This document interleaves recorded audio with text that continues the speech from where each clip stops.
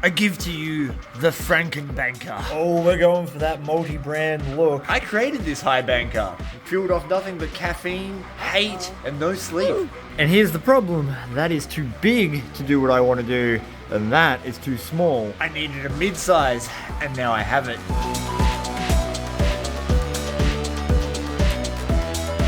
I'm calling it the Hog Rat. This is a hopper off a 6-inch Gold Rat cleanup sluice, and this is the box from the Gold Hog cleanup sluice. And what I wanted to do was create a system where I didn't have to classify buckets. I had already modified the hopper of this many years ago. So we've got some 1/8-inch punch plate, and I just drilled and tapped 2 holes to sort of anchor it in there. It's not great, but it'll work. Please don't think of this as pretty, think of this as like a ghetto high banker. I built a spray bar out of leftover PVC. I didn't have the right size, so I used tape just to shore up the seal, running off a really old 1100 gallon an hour bilge pump. But this will work because the spot that I'm going to today is ridiculously rich. Yesterday I went test panning, and this is the size of the pieces of tin that I was recovering from that spot on Reedy Creek. Not to mention all of the crystals and agates. I know these don't look impressive right now, but if you just dip these in water and then look through them, you can see that is a beautiful smoky. But today's mission is to recover the gold from this spot, because every pan was giving me over 100 flakes. This is just from panning, and I only did maybe 15 or so pans. There's a lot more through that black sand. The biggest problem I have as a prospector is I'm missing 2 things all the time. I never have enough rocks to make my sluice level, and I never have enough buckets. So we've got to stop at Bunnings, my second favorite shop, and get buckets. I'm still waiting for that sponsorship, Bunnings. I'm the proud new owner of 80 litres of hard work.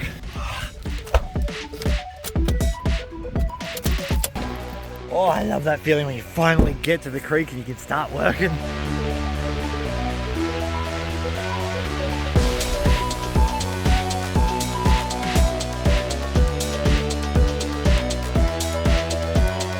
The big idea of my Franken banker here is so I don't have to classify, but I've never set it up, and obviously this is cobbled together, so we're gonna have to figure out just the best possible way to set it up. I reckon facing this way will be the way to go. All twisted at this end, so that's good. Does there a stick to jam in there? Like a big one. That's a proper log, but I don't think it's going to be breakable.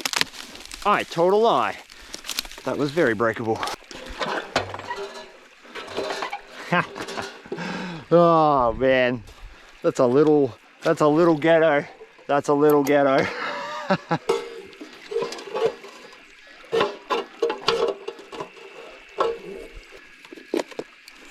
Right, not sure that's going to be the perfect setup for where my box is, but here we are. My grandfather passed away not too long ago, and he gave me a whole bunch of stuff, including this little battery box, and I really appreciate that. Yes! We have life! Oh, it's working. It's working. It's far from perfect, but it's set up, and it's what I need. Oh, come on.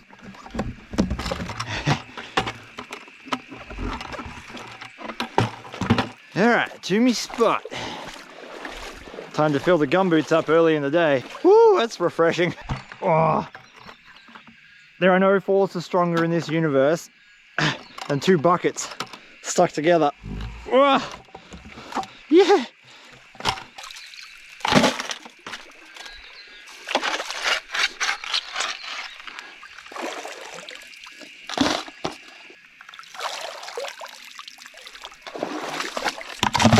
The reason that I'm working in this in the way that I am with a smaller high banker set up over there is twofold. First of all, this is a really public spot and the gold's very good and I don't want to share. So I'm trying to do my workings away from where the gold actually is. And second of all, bringing a big high banker in here doesn't make any sense. The pay streak's very narrow and very shallow. We're talking a maximum depth of 1 shovel head deep. So I would have to drag that big ass high banker from all the way downstream, all the way up to here, just to get enough pay dirt. And the setup and the pack down of that big ass high banker would take me an hour and a half in total.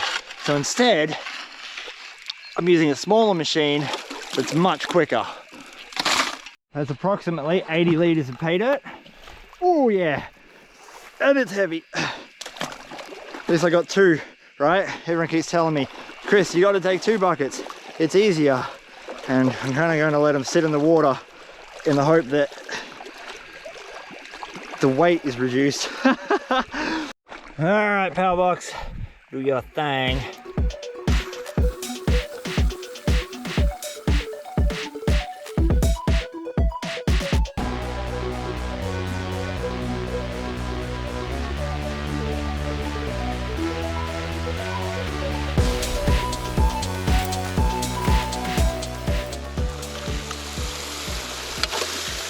We could do a much better job on this spray bar, that's for damn sure.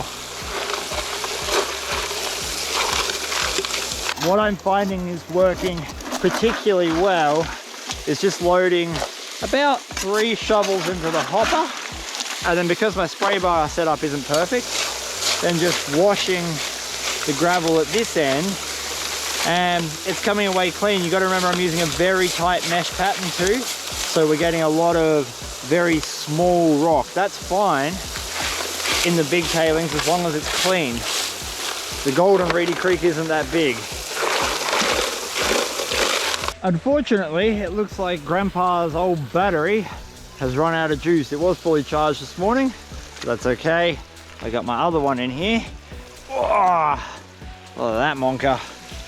That should power us for a couple of hours. Oh, now we got some power. Yeah.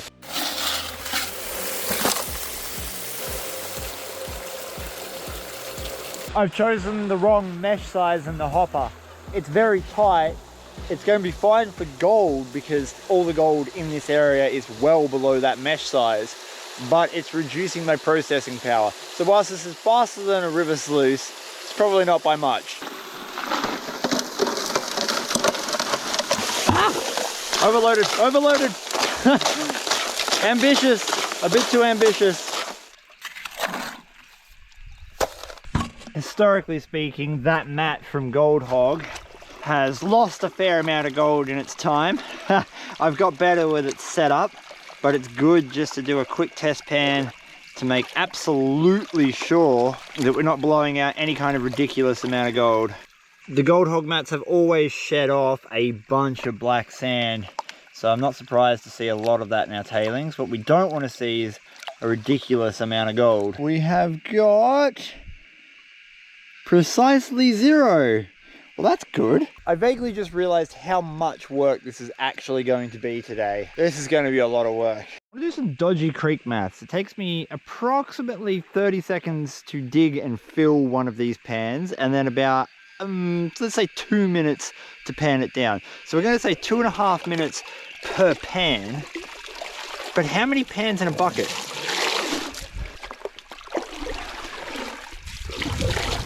So 5 absolutely brimming pans per bucket. That means I just did 20 pans worth of concentrates. That's about what I did in entirety yesterday. That is actually not that bad of a ratio. Come here, shovel. Now, it was up underneath these blackberries.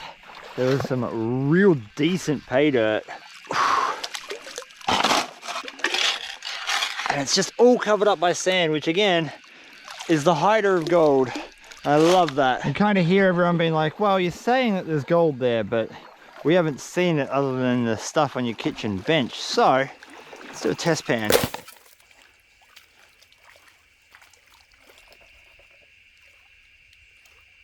Unbelievable amounts of black sand running in these cons, and we've already got gold coming out in the corner.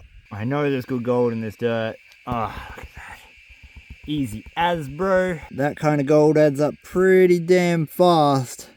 Even just panning it adds up fast. So I'm in for what I hope to be a good day if I can get, 2 or 3 lots of these done.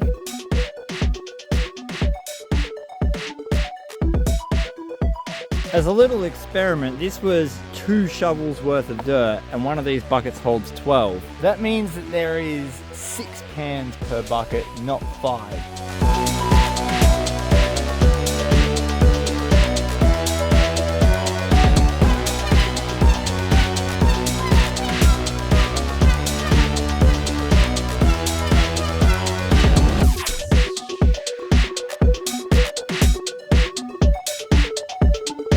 Just did a speed test on it. It took me 4 minutes and 30 seconds to run one 20-litre bucket at a reasonably slow pace. That means it's more than twice as fast as panning.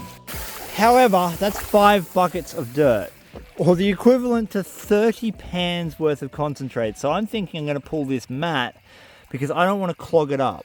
Right there, I can see golds under that water.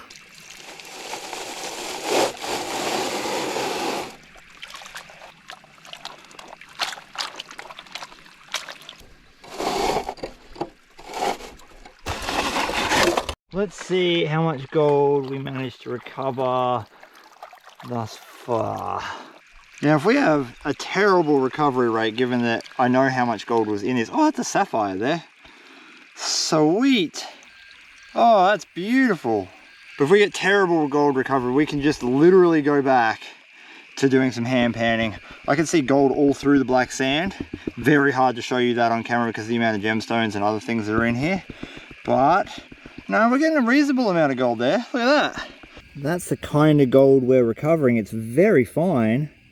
There's a good amount of it. You got to remember, this pan it's a large pan. We're not talking about a small pan here. So we've got a good spread of fine gold all through it. The thing is, I'm not seeing those real flaky bits that I was getting in my test pans. And unfortunately, that has been the experience I've had with this machine.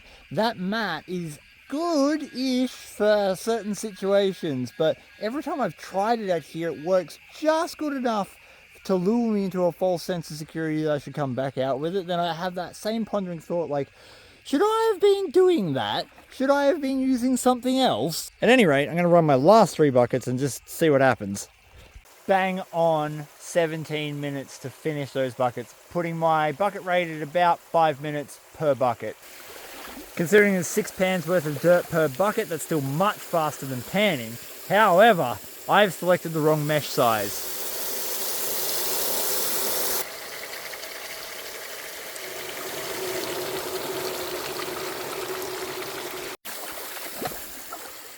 Holy crap, look at the gold in there. Here, all through that riffle.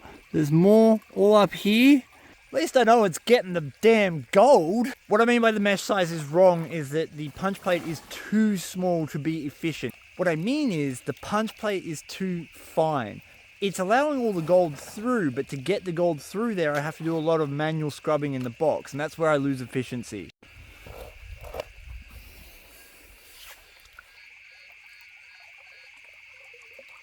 Oh my word. That is a big flake for Reedy Creek.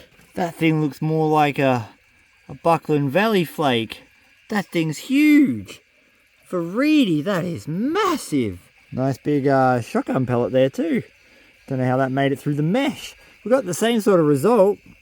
Lots and lots and lots of fine gold.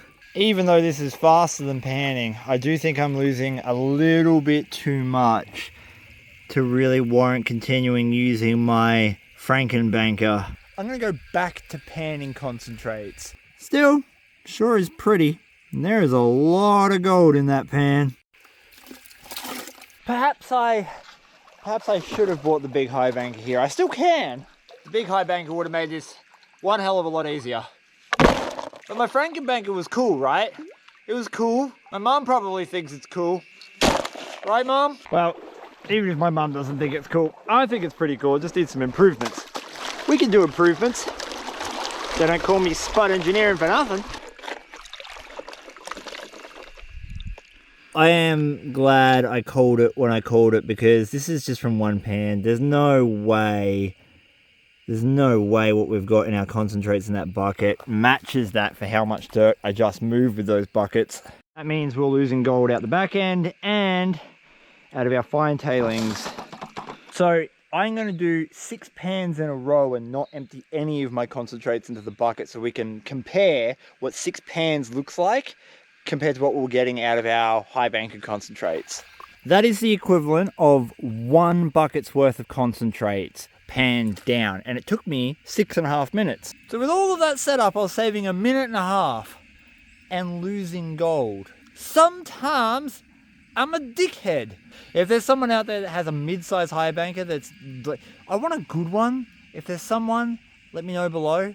Nonetheless, we're going to see if the gold is the same or improved. We've got heaps more little gemstones. These are little pieces of tourmaline, big bits of ironstone. That's also really good. I'm seeing gold. I'm seeing gold. This here is the equivalent of 1 bucket's worth of dirt. And I'm just going to go out on a limb here and say that we weren't seeing that translate over 4 buckets. We've got much bigger particle sizes and a lot more specks than I would expect from our results from a little high banker. It'd be a little bit rich of me to say that I wasn't at fault or not to blame for losing gold. I certainly put the wrong sized hopper mesh in, but I'm also aware that from previous experiences that mat isn't very good at holding on to all of the gold unless you do clean outs very regularly. It's a concentrator mat. It's not designed for collecting raw cons from the creek. I just wish it was, and I keep using it like that, like a dum-dum. Look at the gold. Oh, yeah. This is an average pan for this spot. That is fantastic. I am hammering pans out, and as I pulled up my shovel, this wicked looking piece of jasper. Look at that. Oh, I love jasper. I love jasper. Look at the banding in that. Jasper was cool, but every single pan is coming out looking exactly like that. Man, is there some gold here. It's going to be a fucking good day. This spot has given me so many crystals and gemstones, and I hadn't really seen any other than that little piece of jasper that I got until now. Look at that. Oh my god. That, please, yeah, it's not a very good one, but that is the top point of a quartz and smoky crystal. Should I say a smoky quartz? It's got a smoky quartz top and a quartz base. That thing is mammoth. You can still see the cleavage lines in that, so that's definitely a natural face. I dare say the rest of it's been pretty broken up. That's a little piece of a natural face there. That's unreal. Shall we see if there's any more? What's that? One day it'll be giant sapphire. One day. That looks like corundum. Bucket, if I make it to the bucket, I'll keep it. What a shot. That right there is a massive piece of tourmaline. That's wicked cool. That's definitely going to go into the gem pay dirt. We're definitely going to have to get the close-up camera because there is a heap of freaking gold in that. Every single pan has had good gold, but occasionally you just get these exceptionally good pans where you're talking a few hundred specks of gold and a good spec size. Well, a good spec size for good old Reedy Creek anyway. Just got another great sized piece of gold. I'm in love with this spot. That's unbelievable. Just look at the size of that. And of course, it wasn't alone. Oh, wow. This is probably one of the best days I've had since the White Channel pay dirt, which is literally only a couple of days ago. I can't believe I'm actually saying this. I got a picker on Reedy Creek. I got an actual picker. I got an actual picker. No freaking way. They are rare as hen's teeth here. Gold that size doesn't come out very often at all. That is amazing. That's like 10 flakes worth of gold in that one bit. This is literally everything that I've done today. All my panning, all the high banking. It's been about 4.5 hours worth of work. Not a huge day, but still quite physically taxing. Oh, we've got gold everywhere. Yeah, honestly, that's probably far enough. That's most of the blonde sands out of it. There's no way I'm going to be able to reveal that to you. There's too much black sand in there. That's ridiculous. Still going to have a quick look through it. I reckon I can see some more sapphires in there. There's a heap of gemstones. If you tip it into the bucket, shaking it over the ripples, All right, now we'll get like a sneak peek of it. It won't be obviously accurate, but we'll be able to see some of the gold that I managed to recover today. Come on, baby. Heaps of shotgun pellets. Oh, there it is. That's just me tipping the concentrates back out to the bucket. I reckon you'd even be able to see that on the GoPro. That's just the gold from tipping the concentrates into the bucket. Oh, there is so many flakes there. This cleanup's going to be immense.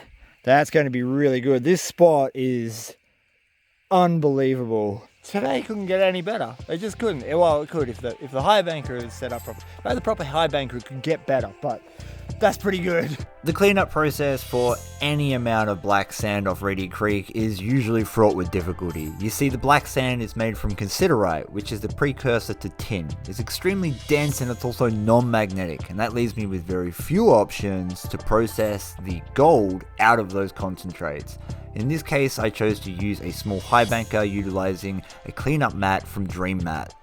Once I classified the dirt down to its different constituents, I went through the larger stuff to recover not only the larger flakes of gold that I was finding, including my little picker, but also the gemstones. There's a lot of cassiterite, garnets, sapphires, and other things in Reedy Creek which are worth collecting. Not entirely unexpectedly, I also found a small amount of amalgam in my concentrates. That's mercury covered gold lost by the old timers. The key to recovering gold out of Reedy Creek black sand is to classify. The gold is so flat and fine that often the gold will sit on top of and in the tin as opposed to underneath it. And that just means if you don't classify, you're going to have these very small pieces of gold fighting against really large pieces of cassiterite, and you will lose gold in your cleanup. After about 45 minutes worth of setup and work, it was finally time to pull the mats, and I was in for a genuine surprise on just how much gold I'd recovered. Ooh, damn, there's some gold in that. It's been a minute since I've packed microcells full of gold like this. This is literally 4 hours of processing dirt in that spot. You can bet your bottom dollar I'm going back. That's just what's in the top. I know there's going to be a lot more fine gold caught down in these. I got to go back to hand processing, because I want to see more of this. 1 teaspoon of concentrates. Lordy! Oh yeah, that's all the gold that I managed to recover in just 4 hours. Before I get that on the scales, please jump down into the description below where you're going to find 2 very important links. The first link is to the Old Moldy, my website, where I sell all sorts of stuff, including jewelry that I make from the gemstones that I find, my gold pay dirt, I've got a gemstone pay dirt coming out, and there's a whole bunch of things on there that might just interest you. And the second one is my Patreon, where you can choose any amount to donate to join in and support the channel. All the money that goes into Patreon gets directly reinvested back into the channel so I can make videos like this one, and we do monthly giveaways. It's just a shame that I shot myself in the foot when it came to processing power. Oh well, it's still in the ground and I can definitely go back and collect more. With the small amount of work I was able to do, I still think I managed to recover a decent amount of gold. I'd like to see 3/4 of a gram. Leave your guess below. Don't cheat, do it before it runs out. Oh, we're over that 3/4.